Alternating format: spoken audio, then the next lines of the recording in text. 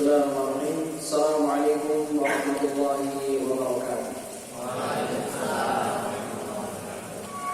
Innal hamdalillah nahmaduhu wa nasta'inuhu wa nastaghfiruh wa na'udzu billahi min shururi anfusina wa min sayyiati a'malina. Man yahdihillahu fala mudilla lahu wa man yudlil fala hadiya lahu. Wa asyhadu an la ilaha illallah wa asyhadu anna Muhammadan 'abduhu wa rasuluhu la nabiyya wa la rasula ba'da. Ya ayyuhalladzina amanu ittaqullaha haqqa tuqatih wa la tamutunna illa wa antum muslimun. Ya ayyuhalladzina amanu ittaqullaha wa qulu qawlan sadida yuslih lakum a'malakum wa yaghfir lakum dhunubakum wa may yuti'illaha wa rasulahu faqad faza fawzan 'azima. Wa qala sallallahu alaihi wasallam fi hadits sahih khairukum man ta'allama al-Qur'ana wa 'allamahu wa qala aidan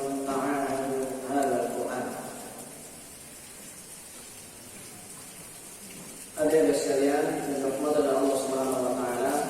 Alhamdulillah, senantiasa kita bersyukur kepada Allah Subhanahu wa taala atas limpahan nikmat, atas limpahan karunia yang telah dan masih Allah Subhanahu wa taala berikan kepada kita semua, terutama nikmatul iman dan nikmatul Islam. Nikmatnya pada kesempatan pagi hari ini kita bisa berjumpa, saling bertatap muka dalam sebuah majelis yang kita berharap semoga Allah Subhanahu wa taala senantiasa melimpahkan rahmat-Nya, amin ya rabbal alamin. Kemudian selawat serta salam senantiasa kita aturkan kepada Nabi Muhammad sallallahu alaihi wasallam beserta seluruh keluarga beliau, para sahabat beliau dan orang-orang yang senantiasa mengikuti sunnah-sunnah beliau hingga di akhir. Saya dahulu pun pernah merasa seperti antum semua dalam masa-masa masih menghafal, masih murojaah dan menjaga hafalan yang dimiliki. Saya merasakan kesulitan antum terkadang karena memang yang namanya menghafal Al-Quran pasti ada masa tuturnya. Menuntut ilmu pasti nanti akan ada suatu ketika kita merasa futur, merasa sulit. Pasti ada saja, terkadang kita biasanya semangat, Masya Allah bisa menghafal.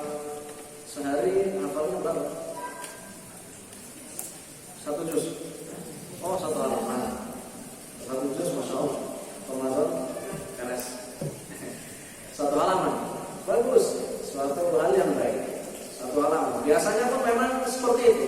Ada masanya, ketika kita pertama kali menghafal mungkin baru bisa setengah halaman atau bahkan beberapa ayat. Nanti seiring berjalannya waktu, kemampuan kita dalam menghafal biasanya akan semakin mudah dan semakin mudah.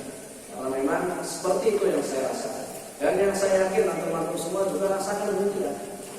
Awalnya dulu ketika menghafal juz 30 agak kesulitan awal. Tapi setelah itu Al-Baqarah Insya Allah bisa lancar. Kemudian surat Al-Imran bisa lancar. Seterusnya ngafal yang awalnya bisa beberapa ayat, sekarang bisa 1 halaman. Nanti kemudian hari berikutnya bisa 2 halaman, 3 halaman, bahkan lebih. Namun terkadang akan datang masa kita merasakan rasa putus. Rasanya mau baca Quran kok males kan. Rasanya mau murojaah hafalan kok berat sekali. Nah, ketika datang masa-masa ini, maka kita harus berhati-hati. Jangan biarkan. Ini menurut pengalaman kami, ingat, jangan sampai antum biarkan 1 hari pun berlalu tanpa antum membaca Al-Quran. Jangan. Karena apa? Kalau seandainya sudah pernah antum lalui seperti itu, malas di hari itu, biasanya besok-besok ketika datang rasa malas sudah habis.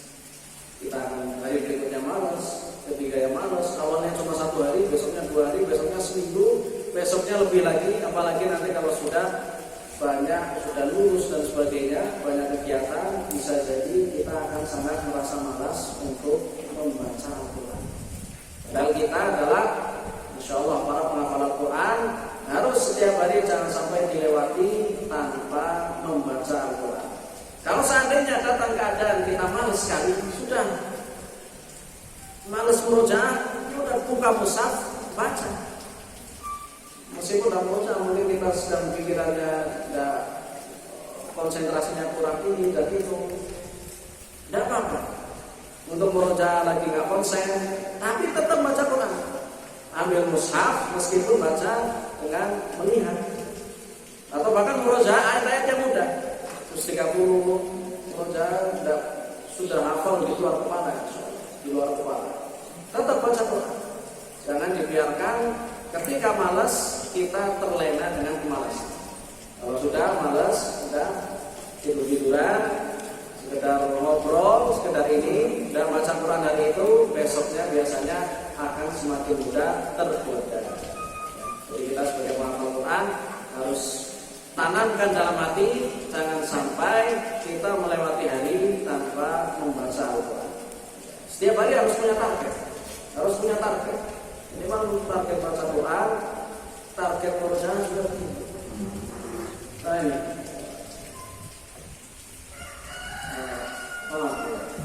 siapa namanya? Ya? Hamka. Insyaallah. Kamu hafid tentang Quran ya Hamka? Berapa hafalan? 6,5 juz, Masya Allah. Biasanya murojaah sehari berapa? 1 juz, Masya Allah. 1 juz atau 1,5. Bagus, mantap, Masya Allah. Nah, usahakan ya, bagus seperti Hamka. Teman-teman yang lain juga usahakan bisa semakin semangat terus ya. Usahakan kita punya target. Kalau bisa dalam 1 minggu seluruh hafalan yang kita miliki itu sudah termurojaah. Atau maksimal, ini batas maksimal standar ya, untuk seorang penghafal Al-Quran. Batas maksimal dalam 10 hari seluruh hafalan yang kita miliki dari Al-Quran sudah dimurojaah. Ini batas yang maksimal, tidak boleh dilebihkan lagi. Jika dalam 1 bulan minimal kita 3 kali sudah murojaah hafalan kita. Ya. Jadi misalkan kalau hafalannya seperti siapa nih? Abdul Rahim,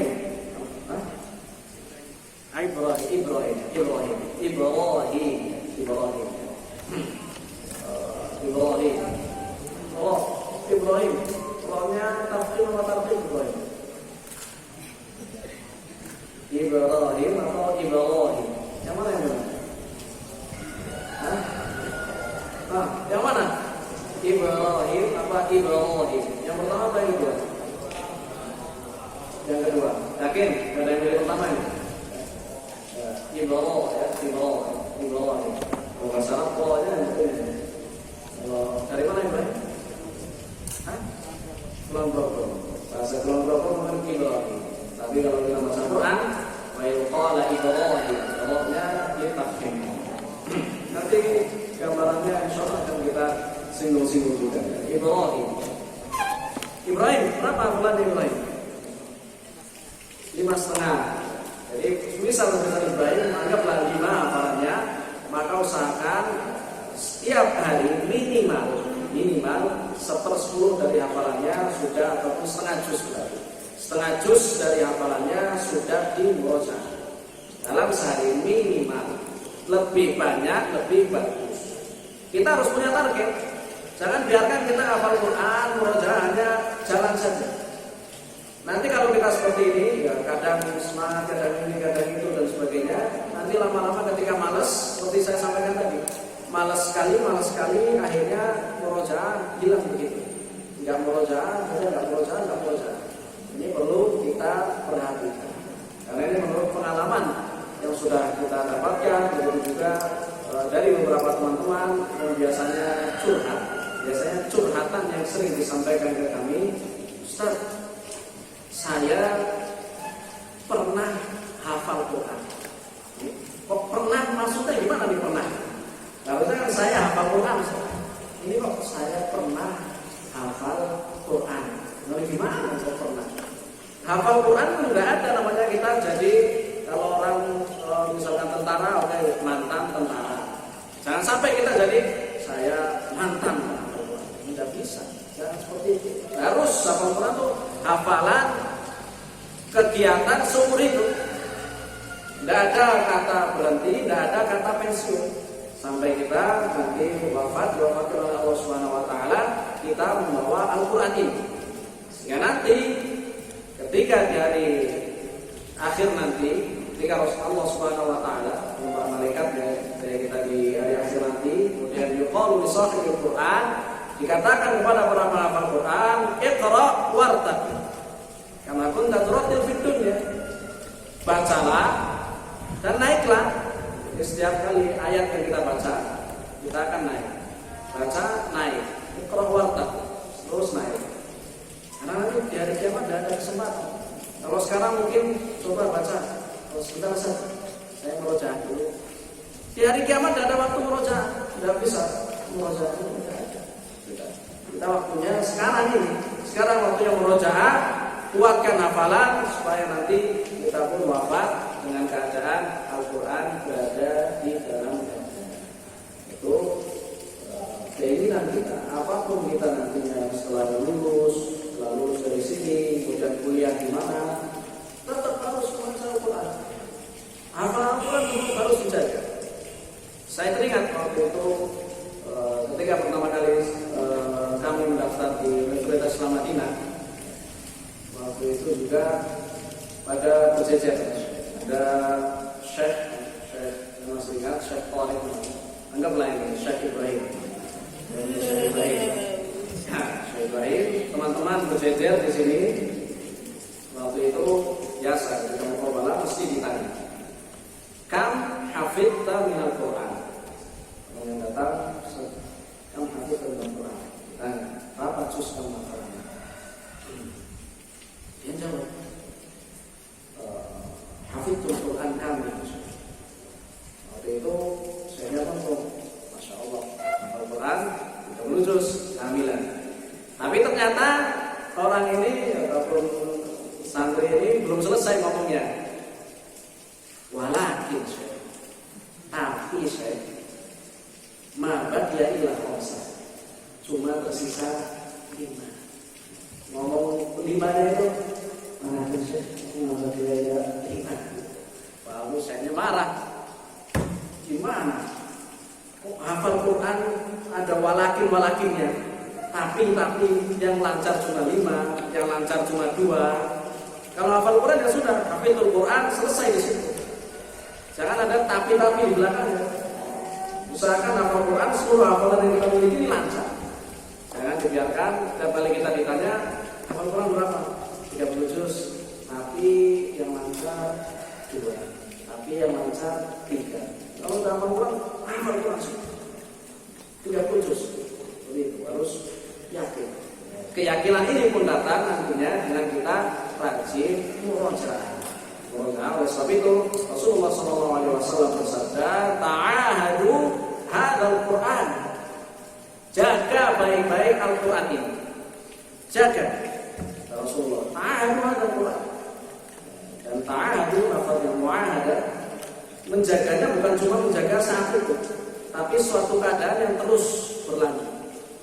Terus berlanjut, kita harus menjaga Al-Quran ini sampai wafat.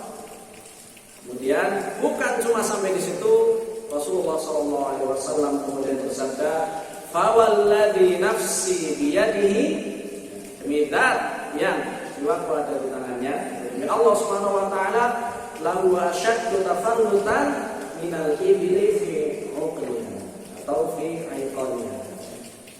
Sungguhnya hafalan Al-Quran lebih mudah tafallut, maksudnya lebih mudah lari kabur, hilangnya, melebihi seekor unta dari ikatannya.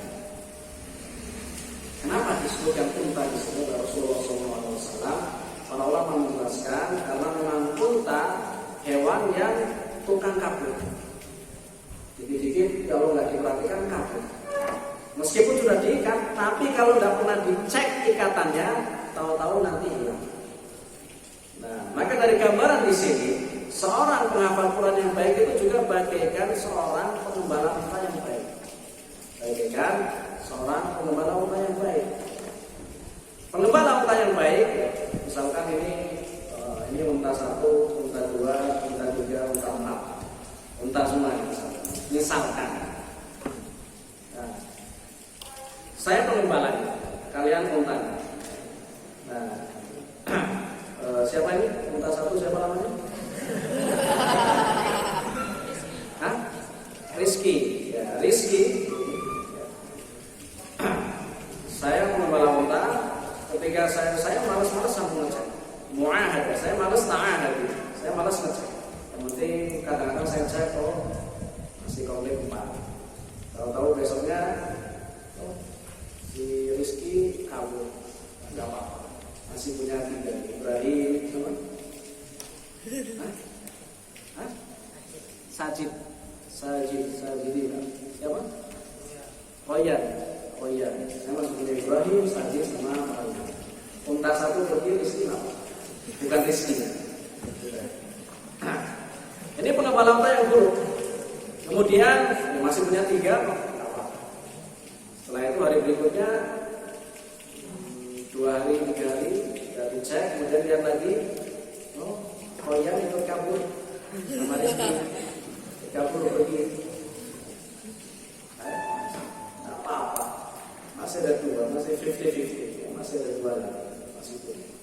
Nanti kemudian seminggu berlalu kabur juga, misalnya.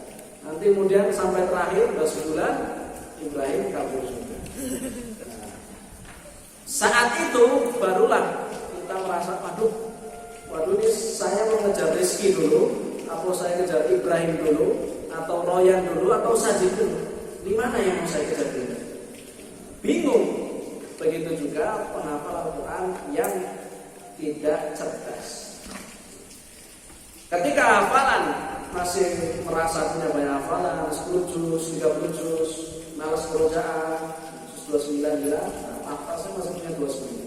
Juz ini hilang, tidak apa-apa, saya masih Al-Baqarah masih kuat. Juz ini hilang, malas kerjaan, hingga kemudian nantinya hafalannya hampir semuanya hilang, baru bingung, baru curhat. Ustaz, gimana ya caranya kerjaan? Hafalan saya pernah hafal, tapi sudah hilang. Ya kalau sudah kayak gini sulit. Meskipun memang tidak ada kata terlambat untuk terus bisa untuk murojaah. Akan tetapi usahakan jangan sampai kita masuk dalam keadaan yang seperti ini. Jauh-jauh, jangan sampai nanti kita pun menjadi seorang mantan penghafal Al-Quran. Jangan. Karena nanti percaya sama saya. Ketika antum sudah pernah hafal, kemudian hilang, itu untuk murojaahnya itu lebih sulit daripada hafal pertama kali. Percaya saya. Kalau antum sudah pernah hafal 30 juz misalkan, atau 10 juz, 20 juz, kemudian hilang, rasanya mau murojaah lagi itu sulit sekali. Karena kita sudah tertanam dalam pikiran kita, saya sudah pernah hafal satu ini. Dulu saya lancar. Kenapa sekarang murojaah sulit sekali? Itu karena kesalahan kita sendiri. Karena kesalahan kita tidak mau menjaga hafalan. Seperti tadi, ini 4 sudah kabur, kita mau ngejarnya bingung, mau ngejar ke sana, akhirnya terus belok ke sana, mau ngejar ke sana, belok ke sana, belok terus. Jadi bingung, sehingga nanti akan merasa sangat kesulitan kalau seandainya kita sudah terlanjur melupakan hafalan Al-Quran. Oleh sebab itu, seperti saya sampaikan, mulai sekarang dan seterusnya, usahakan kita harus punya target minimal dalam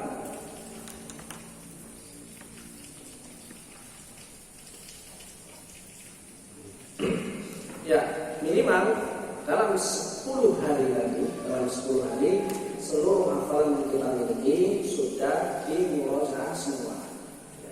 Salah satu nasihat penting dari salah seorang teman kami dari daerah Mabli, dari daerah Syintiti, terutama hafalan yang terkenal kuat sekali. mereka pernah menasihatkan kepada kita. Lebih baik Afif, lebih baik kamu capek setahun, 2 tahun, 3 tahun daripada kamu capek seumur hidup. Kenapa? Karena kalau seandainya sekarang kita nggak mau capek untuk melancarkan hafalan, nanti seumur hidup kita setiap kali mau murojaah juz 1 harus capek lagi. Capek. Setelah itu ditinggalkan. Mau murojaah juz 2 capek sekali. Habis itu kita setelah selesai murojaah juz 3, juz 1 hilang lagi, juz 2 hilang lagi. Kalau tidak konsisten. Nah dari itu nasihat teman saya tadi, mending kita capek sekarang mungkin untuk belajar setahun, 2 tahun, 3 tahun, 6 tahun, 7 tahun belajar. Tidak apa-apa kita capek sekarang hafal Quran. Tapi nanti setelah hafalan antum lancar, antum bisa murojaah di mana saja. Antum mau murojaah sambil jalan ke sana, sambil jalan ke sini, atau kadang kalau seandainya nanti sudah besar, kadang sambil naik motor pun antum bisa murojaah. Sudah kita rasakan, enak. Naik motor, naik mobil itu bisa sambil murojaah. Tidak perlu dikit-dikit dia pusat, tidak perlu dikit-dikit dia pusat. Tapi kalau seandainya antum tidak mau capek sekarang, nanti setiap kali murojaah dia pusat terus.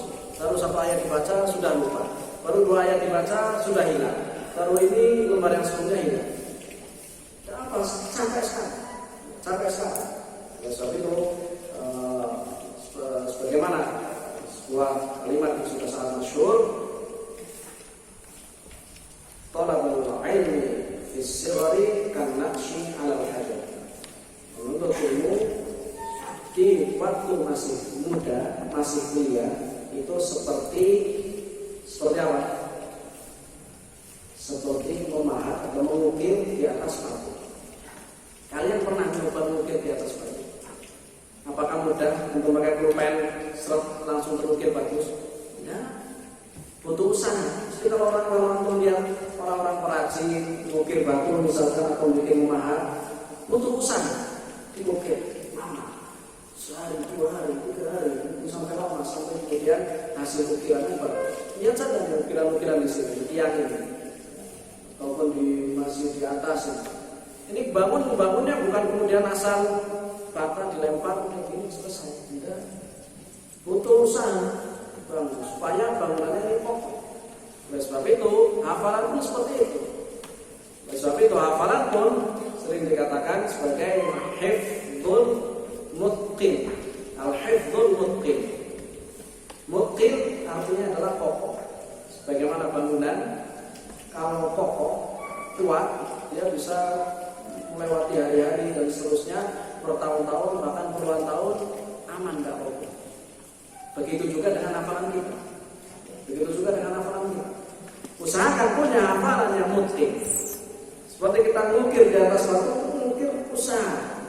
Sehari, 2 hari, capek. Nanti setahun, 2 tahun tidak apa.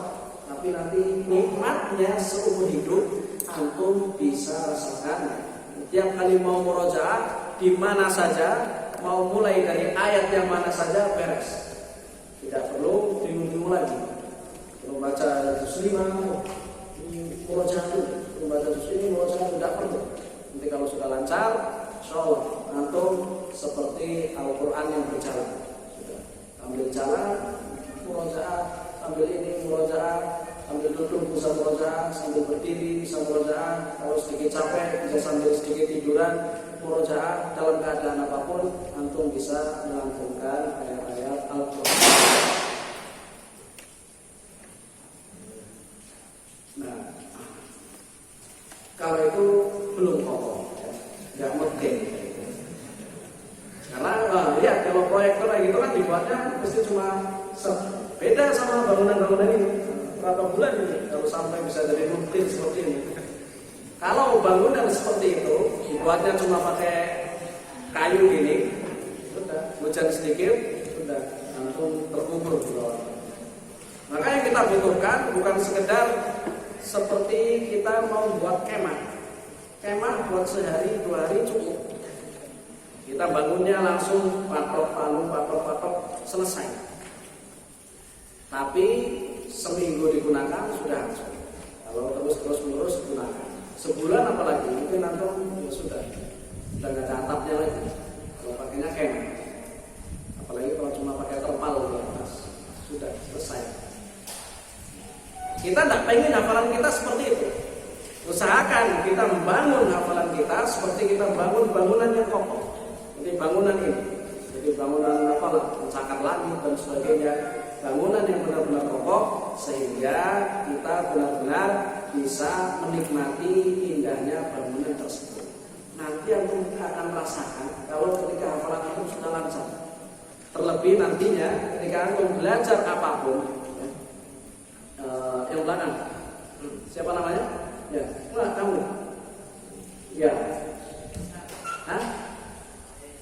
Hasan Faiz. Hah? Siapa namanya? Yang keras dong. Ihsan. Masya Allah, Ihsan. Ihsan. Sudah berapa hafalannya Ihsan? 6. Oh, Masya Allah. Sama ya. Saya apa gimana ya? Sama. Masya Allah ya. Teman-temannya hafalan sedikit ya. Mumpung sekarang masih sedikit hafalannya, 6 juz, dijaga baik-baik. Murojaah baik-baik. Murojaah baik-baik. Agar nantinya ya, ketika kita hafalan kita masih sedikit, kita murojaah masih mudah. Sekarang misalkan mau baca 2 juz masih mudah dalam sehari, hafalan masih sedikit. Tapi nanti kalau hafalan kita sudah 30 juz dan tidak pernah dilancarkan yang sebelum-sebelumnya, sudah kita hafalan kita akan sulit, akan merasa berat sekali untuk murojaah. Sepertinya kita berhenti sebentar. Proyektornya biar dipasang dulu.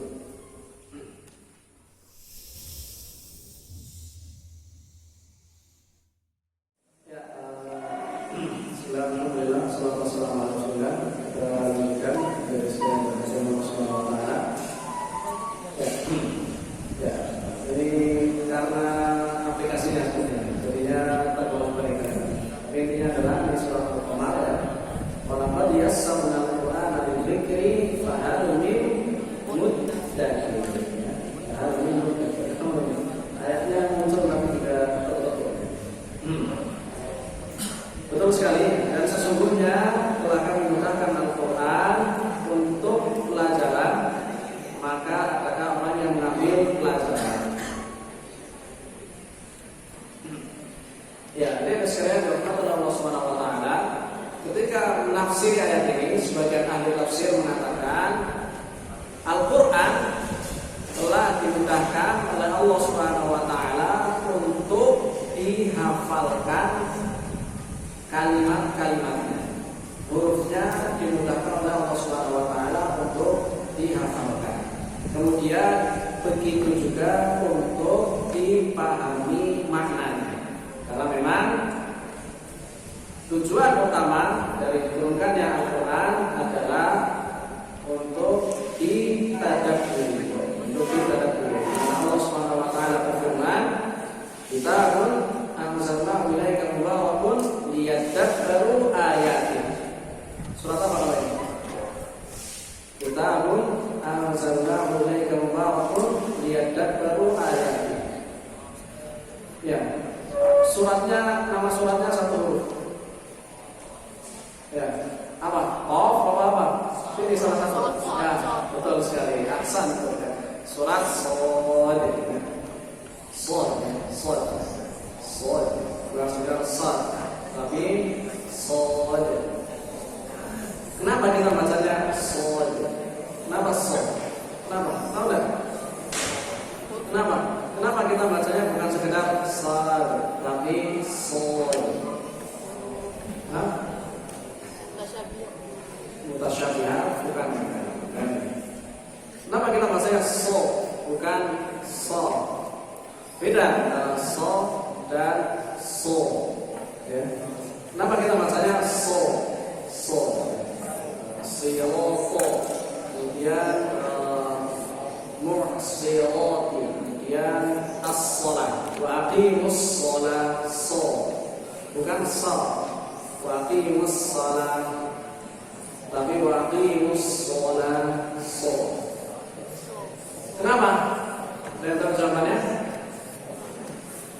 Ya, karena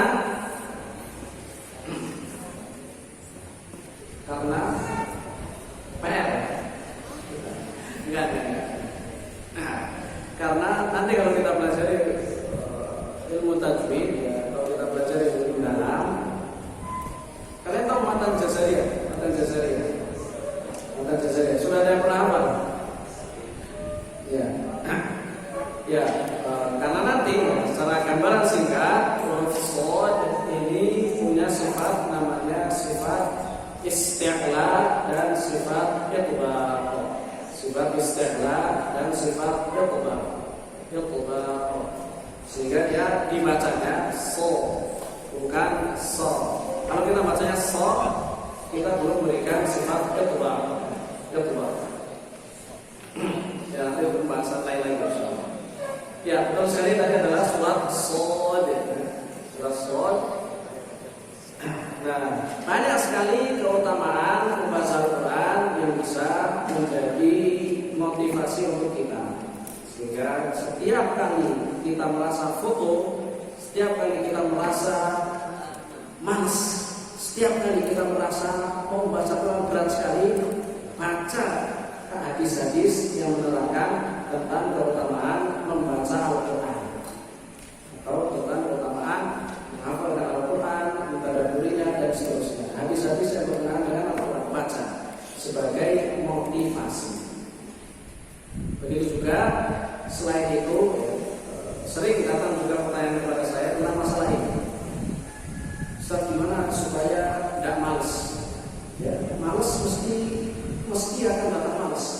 Kita manusia biasa, kadang datang malas. Tapi gimana cara mensiasati rasa malas supaya bisa hilang?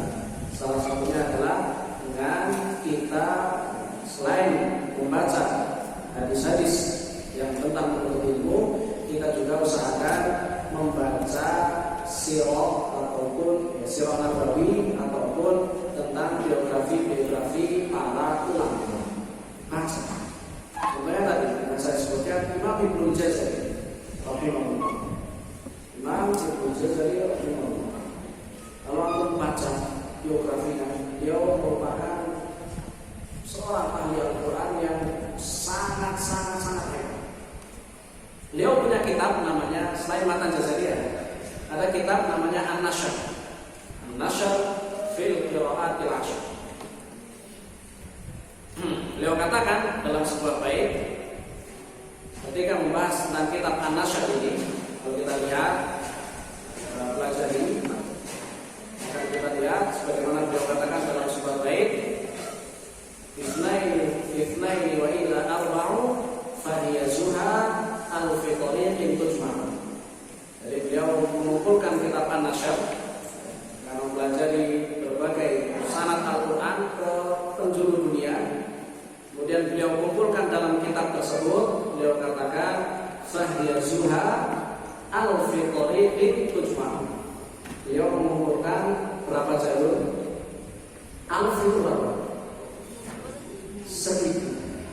1000 jalur beliau kumpulkan dalam kitab beliau. Bukan hadis, jalur riwayat Al-Quran.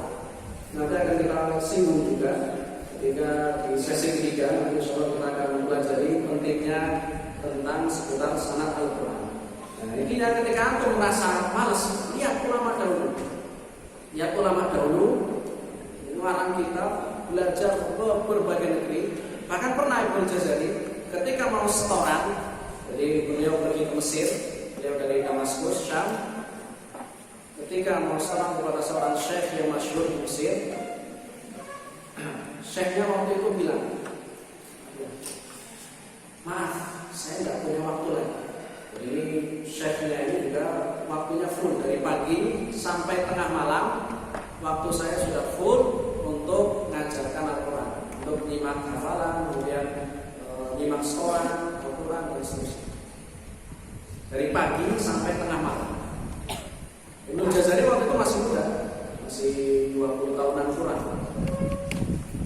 Kalau kita dengar seperti itu gimana? Mungkin ya sudah, orang waktunya sudah habis dari pagi sampai tengah malam, sudah kapan-kapan lagi lah. Tapi Ibnu Jazari nggak gitu. Dia bilang apa? Ya sudah, saya datang tengah malam. Tengah malam datang, betul kan? Tengah malam, jadi saya sudah selesai. Tengah malam datang, ketok pintu rumah, setoran. Ngaji apa setelah tengah malam, kadang sampai mendekati subuh, sampai berbulan-bulan, hingga akhirnya hafal. Ini semangat seorang ulama, semangat seorang ulama. Maka kalau aku membaca biografi mereka, biasanya semangat akan insya Allah akan jadi tinggi lagi. Jadi semangat lagi untuk bisa membaca Al-Quran, menghafalnya, dan terus menerus belajar hafalan Al-Quran.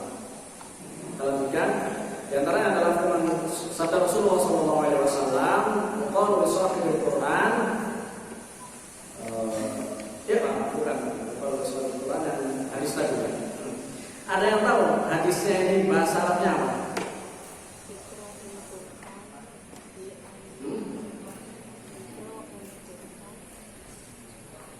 Ya, bacalah itu apa bahasa Arabnya? Iqra. Iqra al-Quran. Kemudian fa innahu ya'ti yaumal qiyamati syafi'an li ashabihi. Karena pada hari kiamat nanti, ya, malam kita membaca Al-Quran ini nantinya akan bisa kita mendapatkan syafaat dari amalan kita selama di dunia membaca Al-Quran. Sehingga ini satu hal yang penting sekali. Nah, Rasulullah SAW bersabda dalam hadis yang lain, "Wal Qur'anu hujjatul laka aw 'alaika." Pilihannya cuma ada dua. Al-Quran apakah akan menjadi pembela kita, hujjatul laka aw 'alaika, atau menjadi penuntut. Kalau hafal Al-Quran, kalau seandainya sudah hafal Al-Quran, sudah ini, nanti Al-Quran apakah akan menjadi amalan kita di dalam Al-Quran, nanti apakah akan menjadi pembela kita dengan memberikan syafaat, tentunya ini yang kita harapkan, atau justru akan menjadi penuntut.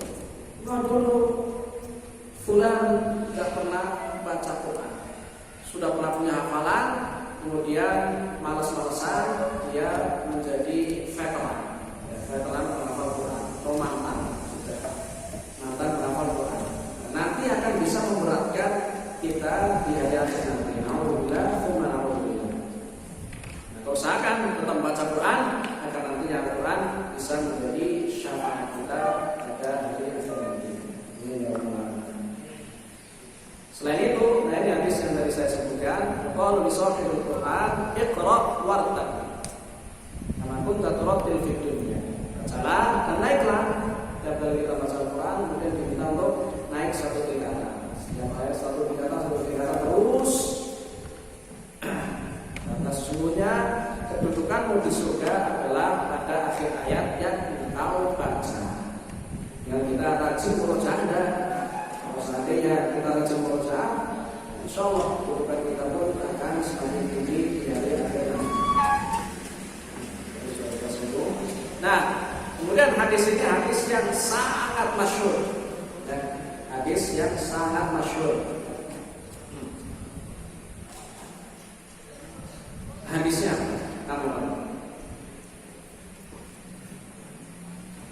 sebaik-baik kalian adalah orang yang belajar Al-Quran dan mengajarkan. Ya, taruh. Jangan dikasih contekan. Hadisnya lupa atau pura-pura lupa. Sajid. Hadisnya saja. Ingat tak? Lupa. Ini yang baru datang. Hadisnya apa? Masalahnya. Baik-baik kalian adalah orang yang belajar Al-Quran dan mengajarkan. Ini hadis masyhur sekali. Harus hafal. Kalau sudah mendengar, harus hafal. Sebutnya hadis. Ya, khairukum man ta'allama al-Qur'ana wa 'allamahu. Hadis ini yang saya sebut tadi ketika di mukadimah. Sebaik-baik kalian adalah orang yang belajar Al-Quran dan mengajarkan. Ini penting sekali. Motivasi utama kita adalah hadis menjadi manusia terbaik. Saya tanya lagi, kamu siapa kamu tadi? Ismat Satrio. Nah, ya Satrio. Sahabat siapa yang meriwayatkan hadis ini? Ada yang tahu sahabat siapa yang meriwayatkan hadis ini? Sahabat ya, bukan Bukharinya ini, bukan. Sahabatnya. Kan biasanya ada an Umar bin Khattab radhiyallahu anhu, nama al-amalu binniyat. Kemudian ada an Abdullah bin Umar radhiyallahu anhu. Dan ada an Abi Hurairah, an Aisyah, ada hadis mana? Siapa yang meriwayatkan hadis ini? Sahabat siapa? Masya Allah, salah. Ya, hampir benar, tapi ya salah. Ya, betul. Ya, siapa tadi kamu itu siapa? Hah? Siapa? Wildan? Sahabat Wildan? Oh, namamu mana? Betul. Oh, nama Wildan. Masih salah. Ini penting sekali karena kalau kita tahu nanti ada faedah penting di balik hadis ini. Ada faedah menarik di balik hadis ini. Satu lagi, coba saya sebutkan. Jadi nama sahabatnya tadi belum saya sebutkan tadi. Kan tadi saya sebutkan Abu Hurairah, Umar. Belum saya sebutkan di antara nama-nama tadi. Betul sekali, Masya Allah. Akhirnya jawaban betul. Dia adalah Utsman bin Affan radhiyallahu anhu. Di sini yang penting yang ingin saya sampaikan. Dari segala rahmat Allah Subhanahu wa taala, Utsman bin Affan radhiyallahu anhu nantinya dia menjadi seorang khalifah, kemudian dia juga merupakan seorang ahli Al-Qur'an. Nantinya beliau punya seorang murid. Murid beliau banyak, punya murid tabi'in banyak sekali. Ini muridnya banyak. Namun di antara murid beliau yang paling masyhur bernama Abu Abdurrahman As-Sulami. Ya, biar tak kelihatan di sini. Nah, ini murid beliau Abu Abdurrahman As-Sulami. Ketika di zaman pemerintahan Utsman bin Affan radhiyallahu anhu, Abu Abdurrahman As-Sulami ini, murid beliau ini, beliau utus ke kota Kufah, ke negeri Kufah. Kirim ke negeri Kufah, ke Masjid Agung kota Kufah untuk mengajarkan Al-Quran di sana.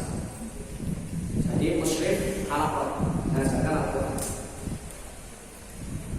Beliau dikasih tugas untuk jadi musyrif di Masjid Agung kota Kufah, beliau laksanakan. Dan ini nantinya penantu-mantu ketika jadi musyrif ikuti sahabat Abu Abdurrahman As-Sulami, tabi'in bersama. Tabi'in Abu Abdurrahman As-Sulami rahimahullah. Beliau diberi amanah, beliau laksanakan tanpa protes, laksanakan. Bukan hanya 1 bulan, 2 bulan, apalagi cuma 1 jam suruh jadi musyrif, kemudian terus aduh males. Abu Abdurrahman As-Sulami ini jadi musyrif di kota Kufah, di Masjid Agung kota Kufah. Berapa lama beliau mengerjakan amanahnya tanpa protes? Bukan hanya 1 bulan, 2 bulan, bukan hanya 1 tahun, 2 tahun. Dikatakan dalam biografi beliau, lebih dari 40 tahun beliau menetap tinggal di kota Kufah, jadi musyrif halaqah, ngajarkan penduduk negeri Kufah Al-Quran. Orang bersekolah, talaqi, meroja'ah, manusia. Suatu ketika sedang duduk bermajlis, sedang duduk di halakat beliau berkata, "Haddatsana Utsman bin Affan radhiyallahu anhu. Qala Rasulullah sallallahu alaihi wasallam, khairukum man ta'allama al-Qur'ana wa 'allamahu." Sebaik-baik kalian adalah orang yang mempelajari Al-Qur'an dan mengajarkan. Saat itu apa kata beliau? Hadzal ladzi, hadis inilah aq'adani hadzal maq'ad, yang merupakan motivasi utama saya untuk tetap duduk di tempat ini di Masjid Agung Kota Kufah untuk mengajarkan Al-Qur'an. Ini motivasi beliau ini. Bayangkan 40 tahun. Kalau umur 60 tahun, 40 itu sudah 2/3. Habis waktunya untuk mengajarkan Al-Qur'an. Motivasinya apa? Hadis. Khairukum man ta'allama al-Qur'ana wa 'allamahu. Menjadi manusia terbaik. Nah, Rasulullah SAW bersabda di sini, khairukum, manusia yang paling terbaik adalah yang belajar Al-Qur'an kemudian mengajarkan Al-Qur'an tersebut. Dibayangkan beliau dengan hadis ini sangat memotivasi beliau. Belum berhenti sampai di situ. Kalau kita perhatikan nantinya beliau selama lebih dari 40 tahun di Kota Kufah, beliau punya banyak murid. Punya banyak. Salah satunya murid beliau yang paling terkenal bernama Imam Asim ibn Abi Najud. Rahimahullah. Ada yang pernah dengar Asim? Betul sekali. Asanta. Ya. Imam Asim nanti juga mewarisi semangat dari Imam Abu Abdurrahman As-Sulami. Jadi sebagai murid yang semangat belajar, akhirnya beliau kemudian juga semangat mewarisi semangat tersebut untuk kemudian mengajarkan Al-Qur'an di Kota Kufah. Muridnya pun banyak. Salah satunya adalah yang disebutkan tadi. Siapa tadi yang disebutkan ini? Nah, kalau bentar, yang lainnya jangan dikasih contohnya. Nah, siapa? Asim, muridnya Asim. Muridnya bernama Ha depannya. Ha, ya, itu berkata Hafs. Saya kasih contohkan dari sana sini. Dia punya murid namanya Hafs. Jadi dia adalah Hafs. Siapa Hafs? Di mana kalian pernah lihat nama Hafs? Ya, di Mushaf Al-Quran. Sekarang perhatikan adik-adik sekalian yang dirahmati Allah Subhanahu wa taala. Kalau kita buka Mushaf Al-Quran, biasanya akan kita lihat di sini bi riwayat Hafs an Asim. Biasanya akan kalian lihat ini dengan riwayat Hafs dan Asim, dengan Rasulullah dengan riwayat Hafs dari Imam Asim. Riwayat yang paling banyak dibaca dalam membaca Al-Quran adalah riwayat Hafs. Sejak tahun abad ke-7 Hijriah sampai sekarang, ribuan, jutaan, bahkan miliaran kaum muslimin baca Al-Quran dengan riwayat Hafs. Sekarang kita kembali. Rasulullah SAW juga pernah bersabda, "Man dalla ala khairin falahu ajruhu wa ajru man amila bihi." Rasulullah SAW. Barang siapa yang mengajarkan suatu kebaikan, maka dia akan mendapatkan pahala kebaikan tersebut dan pahala orang yang melakukan atau mengerjakan kebaikan tersebut. Sekarang bayangkan, sampai sekarang mungkin sudah miliaran atau bahkan triliunan orang baca Al-Quran dengan mushaf yang kita kenal sekarang, riwayat Hafs, yang mana merupakan hasil ajaran dari Utsman bin Affan kepada Abu Abdurrahman As-Sulami. Abu Abdurrahman As-Sulami mengajarkan kepada Imam Asim, Imam Asim mengajarkan kepada Imam Hafs. Maka tentunya berapa banyak pahala yang didapat oleh Imam Abu Abdurrahman As-Sulami. Bahkan sampai sekarang antum baca Quran, insya Allah pahalanya mengalir ke beliau. Karena yang meriwayatkan sampai sekarang kepada kita riwayat Hafiz yang kita baca adalah ini jalur riwayat Hafiz belajar dari Imam Asim belajar dari Imam Abu Abdurrahman As-Sulami. Bayangkan kalau seandainya dulu Imam Abu Abdurrahman As-Sulami ketika diutus ke kota Kufah males-malesan, udah saya harus bulan tak ini aja pensiun saja. Belum tentu akan ada kita kenal jalur seperti ini. Tapi ya hasil beliau 40 tahun duduk mengajarkan Al-Quran akhirnya berbuah. Bahkan sampai sekarang setiap kali antum baca, setiap kali seluruh kaum muslimin di muka bumi ini yang membaca dengan riwayat Hafiz, bahkan di Makkah dan Madinah, makanya riwayat Hafiz pahalanya mengalir. Maka ini pun menjadi motivasi awal beliau, khairukum man ta'allama al-Qur'an wa 'allama. Maka jadikan juga motivasi untuk antum semua. Jadi setiap kali antum ada berpikir malas, nanti mau mengajarkan Al-Quran, aduh malas, atau pengen ikut halapan sekarang, aduh malas. Jangan bayangkan sekarang.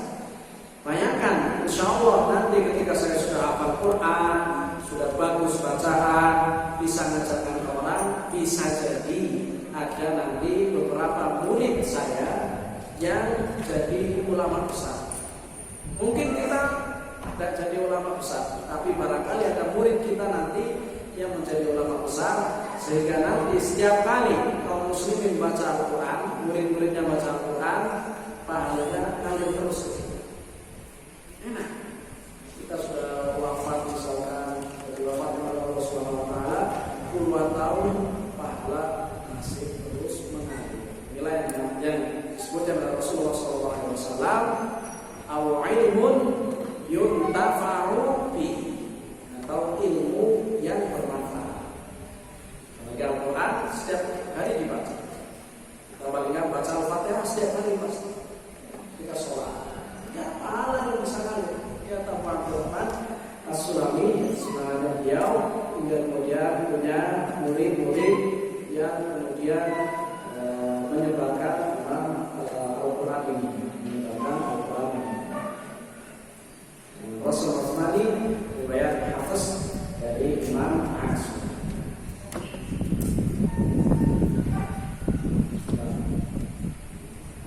Oh ini tadi, ya di tadi sudah tadi ada beberapa kontak dan di sini kontak banyak. Ini salah. Bilmithal bagaimana sebuah ungkapan dalam bahasa Arab, bilmithal yatadkhul bayan. Dengan permisalan, dengan contoh, maka sebuah pelajaran akan semakin bisa dimengerti. Ini ya, contoh. Ya, ini juga ada. Di antara juga faedah yang lain, anna ta'lim as-sighar di kitabillah yudfi'u ghadab Allah. Mengajarkan Al-Quran, antum ini semua belajar di waktu masih muda belia, bisa mematikan ghadab. Ghadab artinya apa? Ghadab artinya apa? Kalau bahasa ghadiba yang tubuh ghadabun artinya apa? Marah. Bisa menghapuskan atau menghilangkan amarah murka Allah Subhanahu Wa Taala. Sehingga semangat agar kita bisa mendapatkan rahmat dari Allah Subhanahu Wa Taala dan amarah Allah Subhanahu Wa Taala, maka Allah Subhanahu Wa Taala bisa hilang, jauhkan dari muka Allah Subhanahu Wa Taala. Jadi di antara keutamaan belajar Al-Quran juga adalah bisa menjauhkan kita dari muka Allah. Bukan hanya kita, tapi bisa menjauhkan orang-orang sekitar kita juga. Kalau seandainya anak-anak kecil di sini kan ta'lim as-sighar mengajarkan Al-Quran kepada anak-anak yang masih muda, yang masih kecil, seperti yang antum ini, yang nantinya antum juga mengajarkan kepada murid-murid antum yang masih kecil-kecil juga bisa mematikan amalan muka Allah SWT kepada suatu daerah ataupun negeri tersebut. Maka antum ini setidaknya antum baca Al-Quran, belajar Al-Quran, antum punya andil besar untuk negeri ini, untuk bisa menghilangkan amal Allah SWT dari negeri ini. Antum pahlawan semua, pahlawan semua. Ya. Qala Ibnu Abdul Bar rahimahullah, awwalul ilmu yang pertama kali, tahapan pertama kali dalam belajar ilmu adalah hifdzu kitabillah azza wa jalla wa tafahhumihi. Ilmu yang pertama adalah kita mempelajari atau menghafalkan Al-Qur'an, kemudian memahami. Karena nanti juga ya, karena ilmu kita ketika antum nanti kuliah belajar dimanapun, insya Allah hafalan Al-Quran antum akan sangat membantu. Antum belajar fikih, nahwu atau apapun, atau bahkan sekarang ya, masih sekarang belajar di sini, nanti hafalan Al-Quran akan sangat membantu. Karena dalil-dalil fikih banyak dari Al-Quran. Contoh-contoh nahwu juga dari Al-Quran. Kalau sampai antum hafal Al-Quran dengan baik, insya Allah akan sangat memudahkan. Ya, karena sudah 1 jam, untuk sesi pertama kita sudah lebih dahulu. Insya Allah kita lanjutkan lagi dengan pembahasan yang lain. Nanti masih ada pembahasan seputar pentingnya belajar tajwid, insya Allah. Kemudian nanti ada, insya Allah kita juga akan membahas serba-serbi hal-hal yang berkenaan dengan sanad Al-Quran, ya, dengan sanad Al-Quran. Insya Allah kan kita pelajari dan kita simpan. Ya, kita Assalamualaikum warahmatullahi wabarakatuh. Subhanallahumma wa bihamdika asyhadu an la ilaha illa anta astaghfiruka wa atubu ilaik. Assalamualaikum.